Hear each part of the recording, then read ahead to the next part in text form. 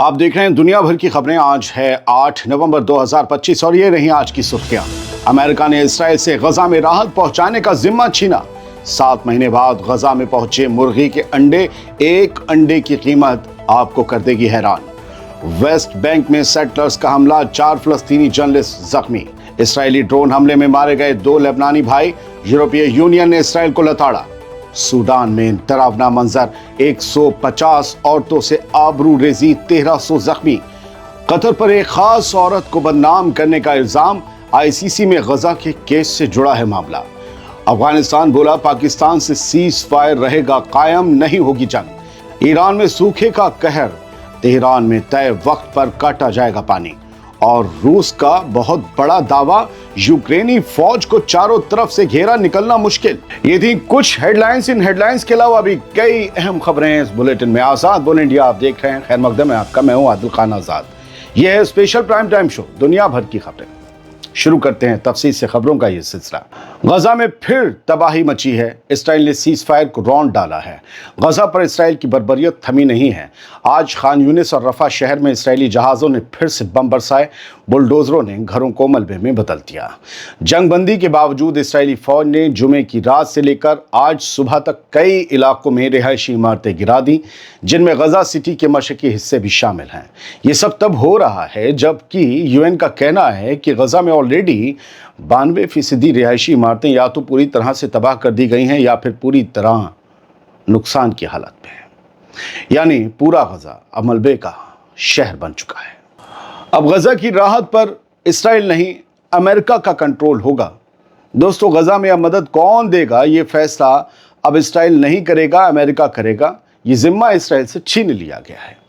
Trump के नए piece plan के तहत अमेरिका ने गजा की ह्यूमैनिटेरियन एड का पूरा कंट्रोल इसराइल से अपने हाथों में ले लिया है। वॉशिंगटन पोस्ट की रिपोर्ट कहती है ये ट्रांजिशन बिल्कुल अव्यवस्थित और हिचकिचाहट भरा रहा। मतलब अंदरूनी अफरा तफरी, गड़बड़ी और बहुत से सवाल उठने के बाद ये फैसला लिया गया है। इसराइल नहीं चाहता था कि अमेरिका भी इस कंट्रोल को अपने हाथ में ले। वो चाहता था बस मदद हम भेजेंगे जितनी चाहेंगे। और इसराइल पर इल्जाम लग रहे थे कि वो भूख को हथियार बना रहा है सीज फायर के बावजूद। और अमेरिका से अंदर ही अंदर डिमांड्स की गई कि ये हाथ में लीजिए अपने, और वो हो गया। अमेरिकी अफसरों के मुताबिक हैंडओवर पूरा हो चुका है और अब इसराइल बस बातचीत का हिस्सा रहेगा। वो फाइनल डिसीजन नहीं करेगा, उसके पास मदद का जिम्मा नहीं होगा। ये एक अच्छी खबर है। अब गजा की राहत का सारा काम देखेगी नई बॉडी जिसका नाम है सिविल मिलिट्री कोऑर्डिनेशन सेंटर। नाम याद कर लीजिए, शॉर्ट फॉर्म है CMCC, जो इसराइल के पुराने दफ्तर कोगैट की जगह काम करेगी। कोगैट वही इसराइली यूनिट थी जो अब तक ये तय करती थी कि कितनी मदद गजा में जाएगी और क्या जाएगी, क्या नहीं जाएगी। अब ये अमेरिका वाली CMCC अमेरिकी अगुवाई में काम करेगी या काम करेगा ये सेंटर, और इसमें 40 से ज्यादा मुल्कों और ऑर्गेनाइजेशंस के नुमाइंदे भी शामिल हैं। इसराइल को बहुत बुरा लग रहा है। वॉशिंगटन पोस्ट के सोर्सेज ने कहा इस कदम से इसराइल को ह्यूमैनिटेरियन फैसलों से साइडलाइन कर दिया गया, किनारा कर दिया गया, लात मार दी गई है।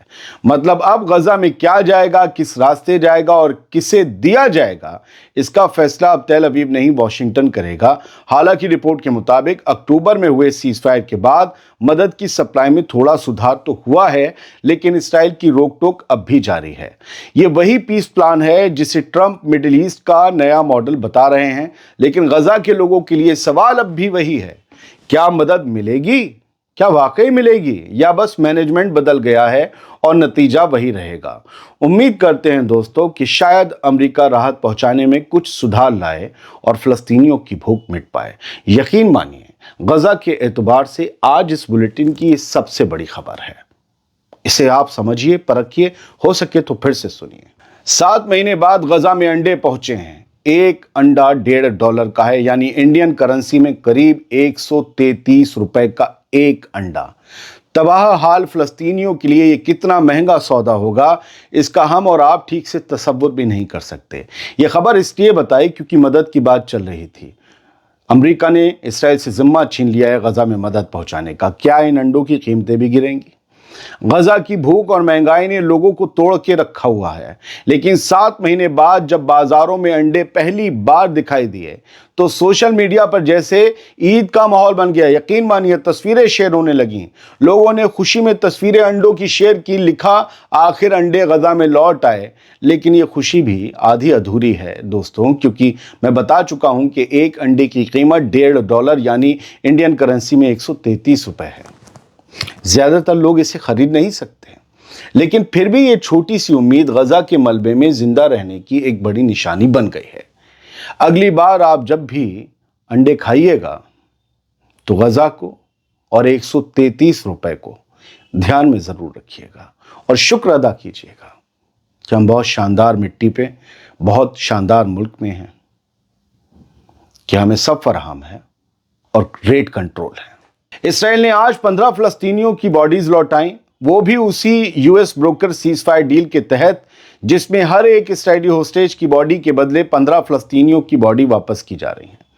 2 साल की जंग के बाद भी ये समझौता इंसानियत से ज्यादा सियासत का सौदा बनकर सामने आया है। एक तरफ गजा के मलबे में अपनों को ढूंढते लोग हैं, दूसरी तरफ लाशों की गिनती पर डिप्लोमेसी चल रही है। ये 15 बॉडी किसी हृदय परिवर्तन की वजह से नहीं दी इसराइल ने। एक होस्टेज की बॉडी पहुंची है इसराइल तो बदले में 15 फलस्तीनियों की आई है। जरा सोचिए कितने 15 के हिसाब से कितने फलस्तीनियों की बॉडी आ चुकी, क्या हुआ है उनके साथ, उन डिटेंशन सेंटर्स में, उन जेलों में है, क्या हुआ है जो वो वहां पर मर गए। गजा में शहीदों का आंकड़ा आज 69,000 के पार पहुंच गया। गजा हेल्थ मिनिस्ट्री के मुताबिक अब तक 69,000 से ज्यादा फलस्तीनी मारे जा चुके हैं, 1,70,000 से ज्यादा जख्मी हैं। ये 7 अक्टूबर 2023 से शुरू हुए आंकड़े हैं। तब से शुरू हुई जंग ने हर गली, हर मलबे के नीचे एक कहानी दफन कर दी है। सीज फायर के बाद जब लोग ढहे हुए घरों के नीचे से लाशें निकाल रहे हैं, तब मौत का असली हिसाब सामने आ रहा है। 69,169 बॉडीज मिल चुकी हैं और गिनती अभी भी जारी है, क्योंकि मलबा पूरी तरह से साफ नहीं हुआ और इसराइल की बमबारी भी रोज जारी है। भले उसमें 1, 2, 3 लोगों की जान जाए, लेकिन जान तो जा रही है। अब कब्जे वाले वेस्ट बैंक की खबर सुनिए। वेस्ट बैंक के जबल कम्मस में ज़ायनी सेक्टर मिलिशिया के हमले में 4 फलस्तीनी जर्नलिस्ट जख्मी हो गए। पत्रकार, इन जख्मी रिपोर्टर्स में रनीन सवाफ्ता, मोहम्मद अल अतराश, लुई इसायद और नासिर शतिया शामिल हैं। ये लोग वहां जमीन से सच्चाई दिखाने निकले थे, लेकिन सेटलर्स ने उन पर भी हमला बोल दिया। हमले के वक्त फलस्तीनी किसान जैतून की फसल की कटाई कर रहे थे और ठीक उसी वक्त सेटलर मिलिशिया ने गोलीबारी की, पत्थरबाजी शुरू कर दी।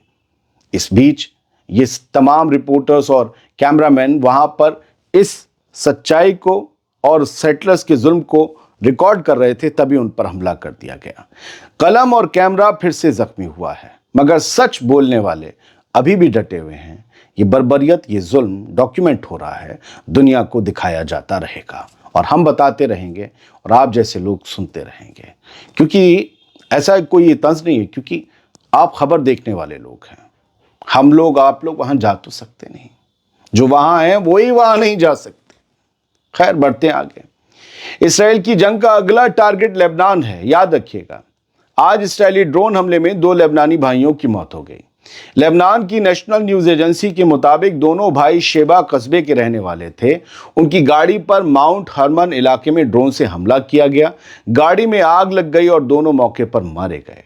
इसराइल का दावा है कि हमला हिजबुल्लाह से जुड़े वेपन स्मगलर्स यानी हथियारों के स्मगलर्स पर किया गया था, लेकिन लेबनान कह रहा है ये कोई ऑपरेशन नहीं, ये सीधा सीधा कत्ल है। आप याद रखिए कि लेबनान पर हमलों में बहुत तेजी से तेजी आ चुकी है। यूरोपीय यूनियन ने इसराइल को लताड़ा है।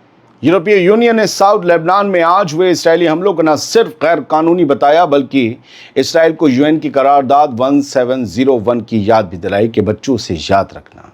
लेबनान में हुए 2 हमले में आज 2 भाई मारे गए, उसी पर ईयू का ये बयान आया।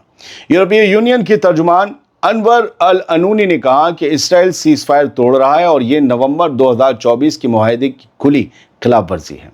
साथ ही यूरोपीय यूनियन ने हिजबुल्लाह और लेबनानी ग्रुप से ये मुतालबा किया है कि वो ऐसे किसी कदम से परहेज करें जो हालात को और भड़का दे। कहा गया हिजबुल्लाह से जवाब मत देना वरना जंग भड़क जाएगी, ये इसराइल चाह रहा है। ईयू का साफ पैगाम है, अब वक्त लड़ाई का नहीं अमन बचाने का है। खबर सूडान से, जहां पर बहुत ही ज्यादा जुल्म हो रहा है और वहां से एक खौफनाक और शर्मनाक रिपोर्ट सामने आई है। अल-फाशर शहर से भाग रही 150 से ज्यादा औरतों की आबरू लूटने की खबर है दोस्तों, आबरू लूटने की, और 1300 लोग गोली लगने से जख्मी हुए हैं, खबर ये भी है।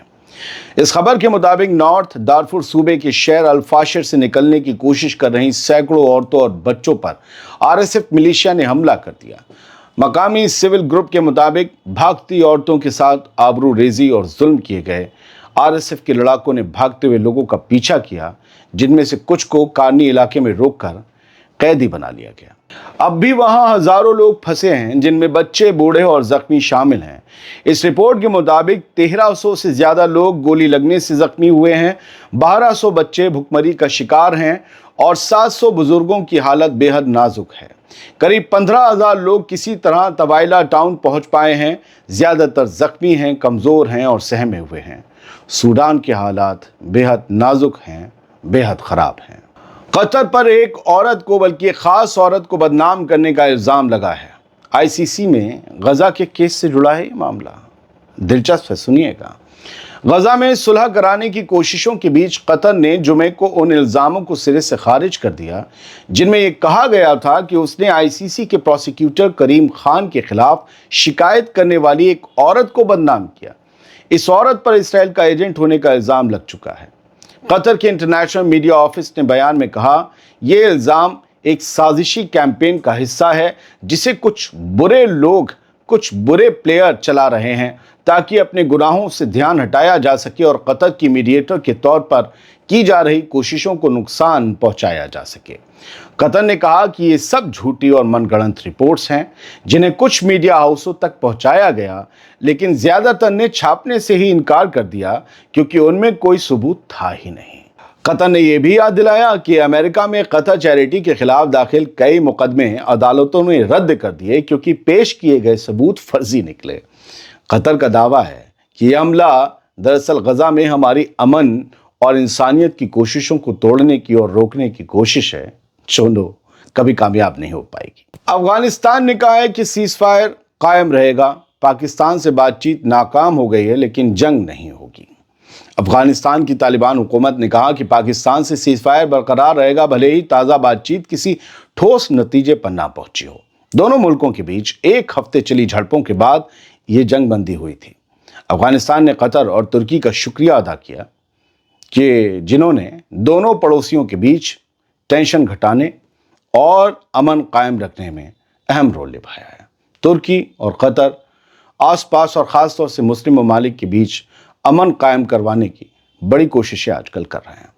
तालिबान का कहना है कि हम नहीं चाहते कि हालात फिर बिगड़ें, बातचीत मुश्किल है, लेकिन सीज़फायर टूटा तो नुकसान सबका होगा। ईरान में सूखे का कहर बरकरार है। तेहरान में अब तय वक्त पर पानी की सप्लाई काटी जाएगी।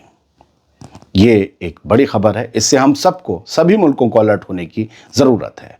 ईरान ने ऐलान किया है कि दारुल हुकूमत तेहरान में अब वक्त ब वक्त पानी सप्लाई बंद की जाएगी ताकि खपत कम की जा सके। सरकार का कहना है कि मुल्क इस वक्त पिछली कई दहाइयों के सबसे ख़तरनाक सूखे का कहर का सामना कर रहा है और अगर हालात ऐसे ही रहे तो हालात काबू से बाहर हो सकते हैं।